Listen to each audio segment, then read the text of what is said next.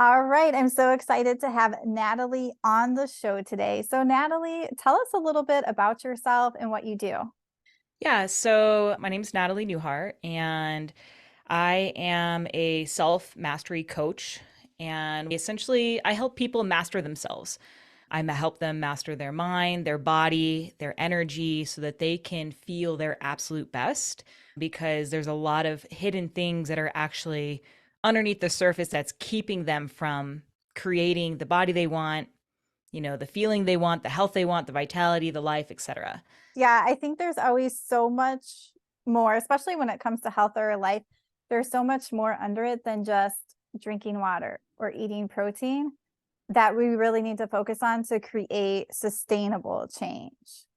Yeah. So, I know I've heard your story a little bit. So, tell us a little bit about your story and especially the effects that stress had on your body. It started when I was, I don't know, probably like 20, 22. I was just caught up in the dieting industry of working really hard in the gym, tracking macros, counting calories. I did all that stuff for years, and there got to a point where my body literally just started to break down. It like very, very fast. So, and it was during a point where I was actually working out the hardest, the most in the gym, and eating very clean, like eating way less than I was actually quote unquote probably burning, from what what my watch said. And I was actually starting to gain weight very, very quickly. So within 2 months, I actually gained 20 pounds. I was diagnosed with hypothyroid, adrenal fatigue, stress-induced menopause at the age of like 28, pre-diabetes. I knew there was something wrong when like there was this bathing suit that I had bought in like 2 months prior, bought this bathing suit in January. And in March, I went to go do like a little cold plunge in the river, and I couldn't even fit one leg into this brand new bathing suit that fit in March. So that's when I knew there was a problem, because I wasn't like stepping on the scale or anything like that. And it ended up leaving me in the hospital and having to do a lot of work to recover my health. And it was all due to, stress, too much stress. Cause I mean, I wasn't even eating that much, and I had no idea that you could actually gain weight from stress. Right. I knew like you could, food. Yeah. Like, yeah, that's one thing. And I had heard like stress, like, stress this, stress that, got to watch out for stress. But I didn't realize, number one, that I would actually gain weight from too much stress, and that it would happen to me. Right. Because I kind of saw myself as like hardcore, kind of like tough, like tough mindset, like, oh, that's never going to happen to me. Well, it sure did. Yeah. So that's basically my story. Yeah, and I think that's so profound because many people don't know the impact that stress is having, not on just our health, but our weight loss. And it affects our weight loss because it is messing with those hormones. And it's like this delicate balance with our hormones. So you mentioned adrenal fatigue, hypothyroidism, and like losing your period. So those all come from how our hormones are working or not working well. And I was just speaking to a client this past week. She was telling me in the past, she was on this super strict diet and her weight wasn't budging. And she was so stressed and so meticulous about everything. And she's like, I just started eating fruit and I wasn't doing that at the time. And then I lost like a couple pounds in like a day because her stress level wasn't there anymore. She was letting go of that expectation. So I think this is so important when someone's on a health journey because it goes beyond food, it goes beyond our exercise, and really looking at that relationship that we're having and the stress, because life can be hard and there can be multiple triggers in our life. And we can also be adding to that stress through physical exercise or how we're eating. Or how we're thinking. Yeah. Yes, our thinking is so important. And so tell me a little bit about, because I know you work with women too, and I see this all the time, is women are putting themselves on the back burner. And they think there's going to be a magic time to wait. Maybe when they retire, when their kids get in school, when life slows down, that they're going to start taking care of themselves. And it Yeah. usually doesn't quite pan out like they're thinking. So tell me what you've seen. Yeah, this is where I really coach, is on this level, right? Is it's the self-care aspect. It's not, I don't even talk about food necessarily. I mean, I do, but I hardly talk about food to my clients in workouts. It's the mindset, right? The mentality, like, the lack of self-love essentially is the thing that really holds people up from creating, especially women as we age, because we, just forcing ignoring our feelings and just forcing ourselves to work out and follow some rigid diet plan, that just creates more stress. So like literally the diet plans and the workout plans, any sort of rigid health routines are just creating more stress, because you're not listening to your feelings, you're not taking care of yourself. So we have to really go down to the root issue of why don't you feel deserving of love? Why won't you take care of yourself? What are your beliefs around that? And there's going to be many, many, many things that come up for people. A lot of women, they end up seeking this love through doing things, right? Through doing things for other people, whether that be cleaning the house, going grocery shopping, running the kids around, doing things for friends, right? They fill themselves up with this external love because it makes them feel good, like they're important, that they're needed. And then, but the thing is that they're draining all their energy and it's all going outward, that there's no ever time for themselves. And so at the end of the night, they're just drained. And, at that point, it's like they need somebody to take care of them. This is why the weight gets hung up. And this is also why people end up eating so much too, because they're stressed, they're burnout, they're tired, and they've overspending their energy, outward, and they need to restore that energy through some way. And if they aren't taking the time to rest because they feel guilty for it, or they feel lazy or something like there's some type of belief there, then they'll seek it through food. So we really have to figure out like what is standing in the way of you taking care of yourself, of you really honoring yourself. And this goes in a lot of different aspects, but like, why won't you slow down? Why do you cram so many things into your day? Why won't you listen to your hunger? Like, why do you try to like not eat all day long? Why do you follow a diet plan? That's not taking care of yourself. That's you ignoring yourself completely. And as a result, you create a lot of resistance. You create a lot of tension in the body because you're fighting against it. Yeah, you hit on some really good things there. And I think one is we all have these beliefs, and a lot of times we're not aware of them. They're subconscious. So that means we're not consciously thinking about them, but they're driving our actions and what we're doing. And a lot of people, they want to just grab that diet plan, that workout. But if you don't take the time to uncover some of these beliefs that are driving your actions, you fall right back into that pattern. Yeah, So it's not like a simple quick fix. It takes a little time to do that. And the other 100%. thing that you sort of mentioned is I think so many women, we cram so much into our day. And so if people can just stop and maybe write down what you need to do and how long that takes, does that fit into a reasonable amount of day? And do you have time to go for a walk or journal or do some of these other things that you need to take care of yourself?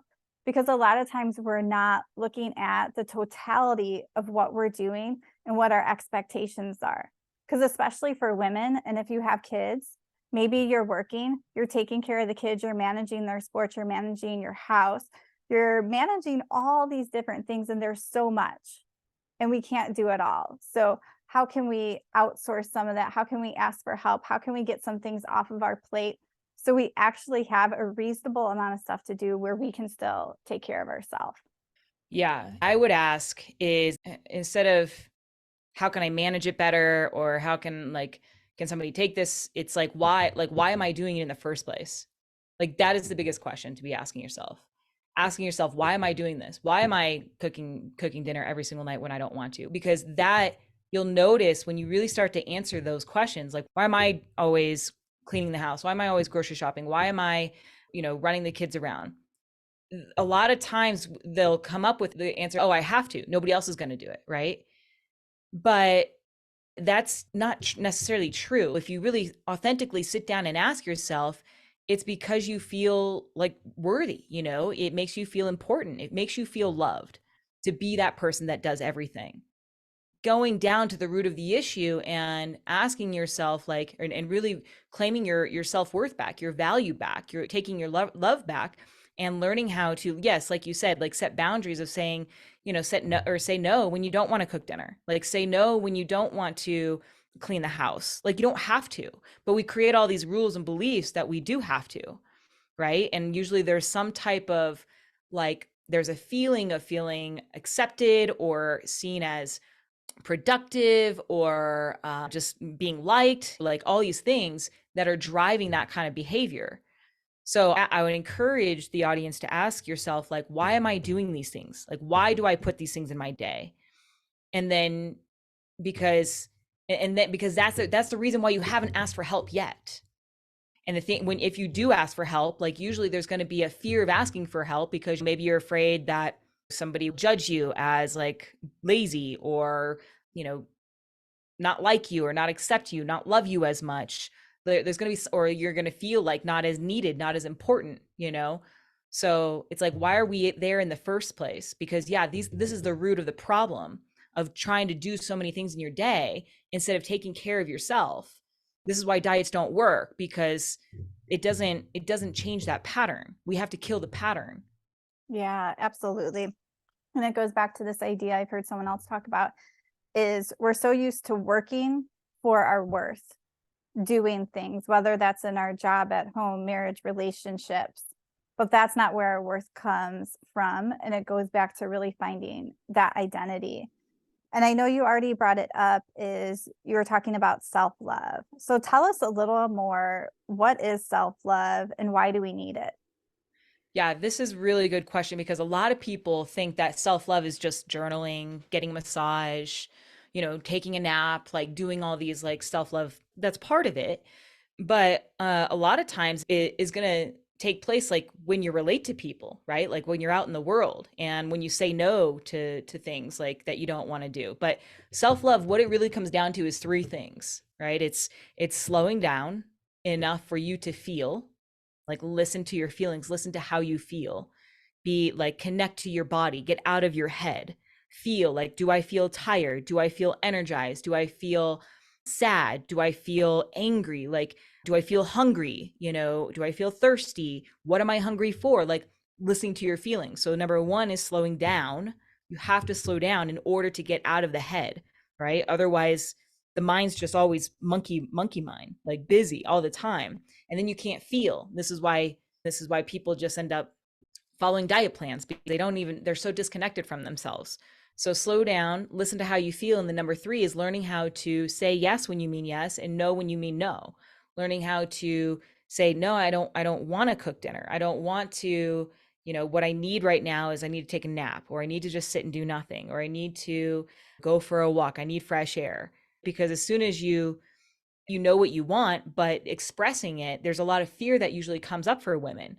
Like, how are they going to respond? Like, how is the husband's going to respond, or the partner, or like my friend, or whatever, my boss? I have a client right now who's just like, she just overworks herself, right? And it's like, well, we need to express the way that you're feeling and ask for a little bit more space, a little bit more time to get some of these projects done. And it's like, well, then there's a fear that comes up of like, well, what are they going to think of me? And, are they going to see me as like not as hardworking, or all these beliefs around, again, coming back down to your self-worth, right? Or acceptance or safety even. So yeah, those are the three things that really make up self-love, but it takes a lot of time to really develop that because most of us have been completely disconnected from how to take care of ourselves, how to love ourselves. We've been just so brought up in just following the status quo of go, go, go, work harder, achieve more, make more money, look prettier, all this stuff. And that's what's killing people. It's what's making them sick and not able to lose weight. Yeah, and I know it ties in for you. It just comes back to the idea of our self-worth, because when we're not doing those things to take care of ourselves and showing our self-love, we're not valuing ourselves. We're telling ourselves that we're not worthy when Exactly. that's not true. So what actions do we need to take to have self-worth? And then we start to get confidence from there. And like you said, sometimes there are those fears. And how can we have the words? How can we bring up conversations that are going to be tough? And depending on the person, sometimes those conversations are going to go better than you think. Sometimes people are going to be more accepting than what you think because they do value. Some people it won't, but it's having that confidence in what you need, having that value in yourself to be able to take that step. And sometimes we need the support to do that. We need someone to tell us the truth because a lot of times we can't see the truth. We're just living out these loops and these habits in our brain, and we need someone to support us, to tell us Yeah. what we can't see. Yeah. And so tell us, what are some reflection questions that people can start to ask themselves to develop more self-love and self-worth and how to prioritize themselves? Yeah, the biggest question that you can do that I start off with my clients is, why am I doing this? Why am I here right now on this podcast? Is it to make money? Is it to get more clients? No, I'm here because I'm doing this for me. Like, this is my passion. This is what I live and die for. I'm not doing it because I need to or I have to, even when I show up on calls with my clients. So it's like, when you work, like, are you working for money, or are you doing it because it's something that is your passion, your love? If it's not your passion, if it's not something that your heart is actually calling for, it's going to feel 10 times harder. Doing anything that you don't want to do, whether it be working out or showing up to a job you don't like, it's going to take 10 times more energy. And you wonder why you eat at night or why you're so stressed. It's because you're not following your heart.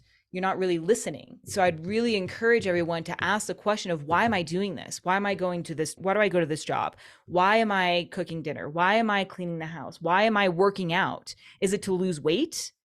Or is it because I want to feel my best? Because if you're in it to lose weight, that's the reason why you're spinning. It's not the fact it's wrong to lose weight. There's usually like a desperation of, I need to lose weight so I can like feel accepted by society or my husband or something, And so it's going to require so much force to go work out. You're going to have to force yourself to work out. You're going to have to force yourself to eat a certain way. And then that just leads into you binging because you're trying to force yourself to eat a certain way. So you binge and you're burnt out. And then you're like, oh, I can't trust myself around food. And I go back to meal plans. Right. And so you wonder why you can't trust yourself. So it's like, literally, if you're not following your heart, you are creating so much resistance, so much tension, so much stress that it just makes it nearly impossible for you to lose weight. Why am I working out? Why am I eating this food? Again, like, it's learning how to listen to your feelings and really honor yourself and trust yourself. Your body's actually incredibly intelligent, but it requires us to slow down enough so that we can process why we're doing things, and if it's because, if you're in that loop of trying to earn your worth or feel accepted or feel loved, feel needed, feel important, feel liked, you will constantly chase. You will be in that chase forever. And this is what will burn you out. This is what will exhaust you, and then you get sick and wonder why you can't lose weight. So the only question I would say is, why am I doing this? And you bring that to everything that you do. And if it's not, I'm doing this because I love myself, then that's what needs to change. That's it. Not, it Yeah, should not be any other answer. I love that. And I think especially when it comes to weight loss, is that so many people are stuck on weight loss, losing pounds or certain size. But if we don't dig back to that deeper why, and which is what most people are at the point of when they come to work with me, is it's something about getting healthier. It's wanting to move better. It's wanting to go up a flight of stairs, go on a hike and not be the last one behind, or like sit in an airplane seat and feel comfortable. When we can start to get to some deeper whys that have more feeling and more importance than just a number on the scale, that is where people start to really make some changes in their health journey. But that's not what our culture talks about. It's always a diet, it's a number on the scale, and those things just don't matter. Yeah. So, and that's why I feel like those people, they keep spinning in those circles because that's what they're stuck on. So we really have to step outside of that to make some changes. And it's hard though, because it's like, one day you could be like super aligned, right? So it's not like, oh, I just make up the decision. It's just that way all the time. Like, you can, like, maybe one day you're like, yeah, I want to hike up the stairs. I want to go climb this mountain. And then the next day you're like, oh, I got to work out, right? Because otherwise I'm going to get fat. So if you drive from fear, it's going to require that force. And again, it's like, if you're having to force your workouts, that's going to require so much more energy. You're just going to eat that food back later on, and you're going to create a lot of stress there. And then it's beyond the gym. It's like, why do I make myself so busy? Why do I cram so many things in my day? Why don't I feel deserving, of love? Why am I doing this? Why am I doing all these things instead of doing things for me? Yeah, absolutely. And the way you just said it, that connects. that really deeper motivation and why that it has to go through that self-love and self-worth to be complete. So I love that. Did you have anything else you wanted to add? You have to learn how to like actually train self-love, right? So it comes down to those three things, like slowing down enough, like taking time for yourself, listening to your feelings, saying yes when you mean yes and no when you mean no. Like that is how you build self-love. That's how you build self-trust with yourself too, to get off your plans, your diet plans that are keeping you stuck. I love that. And tell us, where can people connect with you? Yeah, so the best place people can connect with me is on Instagram. Everything's linked there, to my website and all the programs and that I offer. Yeah, the links will be in the description. So make sure you guys check Natalie out and get connected with her. And really just, you want to surround yourself with people that are going to support you and encourage you along your health journey, because health is a journey. And a lot of us don't really have enough people around us who are supportive of our self and our health and our self-love. So make sure that you are building your community of people that can help support you. All right, everyone, have a good day. Hey friends, thanks so much for watching. Make sure that you hit subscribe and ask any questions down below.